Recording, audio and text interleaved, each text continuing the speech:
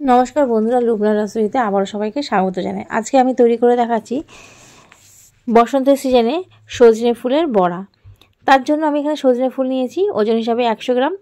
সজনে ফুলটা ভালো করে প্রথমে পরিষ্কার করে নিয়েছি, দেখুন কতটা ধুলোবালি বেরিয়ে গেছে। তারপর একটা বাটির মধ্যে সমস্ত সজনে ফুলগুলোকে নিয়ে নিলাম। সজনে ফুল দিয়ে এই সময় নানা রকম প্রচুর রেসিপি তৈরি করা যায়, তো আজকে আমি তৈরি করে দেখাচ্ছি সজনে ফুলের বড়া। এবার প্লেন জল দিয়ে 3 থেকে 4 বার খুব ভালো করে এটা জল পাল্টে পাল্টে ধুয়ে নেব। তা না হলে এই সজনে ফুলের গায়ে অনেক পরিমাণে ধুলোবালি লেগে থাকে। ধোয়া হয়ে গেলে একটা বাটিতে নিয়ে নিলাম, তাতে দিয়ে দিলাম 3 চামচ বেসন, 2 চামচ চালের গুঁড়ো। চালের গুঁড়োটা দিলে খেতে খুব ক্রিস্পি হয়। হাফ চামচেরও কম হলুদের গুঁড়ো দিলাম, পরিমাণ মতো লবণ দিয়ে দিলাম, আর দিয়ে দিচ্ছি হাফ চামচের মতো ভাজা মশলা। এই ভাজা মশলাটা আমার ঘরে তৈরি করা আছে, যার মধ্যে গোটা জিরে, ধনে, গোলমরিচ, লবঙ্গ, তেজপাতা, শুকনো লঙ্কা সবই আছে।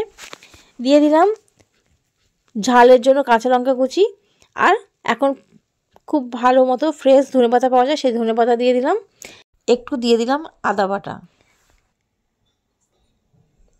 কালো জিরে দিলাম হাফ চামচ, আর দিয়ে দিলাম সাদা তিল পরিমাণ মতো, যেটা আমাদের হজম করতে খুব সাহায্য করবে। সমস্ত উপকরণগুলোকে দিয়ে খুব ভালো মতো সময় ধরে একটু মাখিয়ে নিতে হবে। এখানে কোনো রকম জল ব্যবহার করা যাবে না, তাহলে বড়াটা ভাজার সময় একটু ফেটে যাওয়ার ভয় থাকে। যেহেতু সজনে ফুলটা আমি খুব ভালো মতো ধুয়ে নিয়েছি, তো তার গায়ে যেটুকু পরিমাণে জল ছিল সেই জল দিয়েই একটু সময় ধরে মাখিয়ে নিলেই হয়ে যাবে।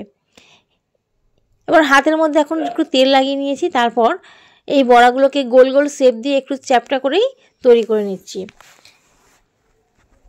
সমস্ত বড়াগুলোকে আমি এই গোল করে চ্যাপ্টা করে তৈরি করে নিলাম।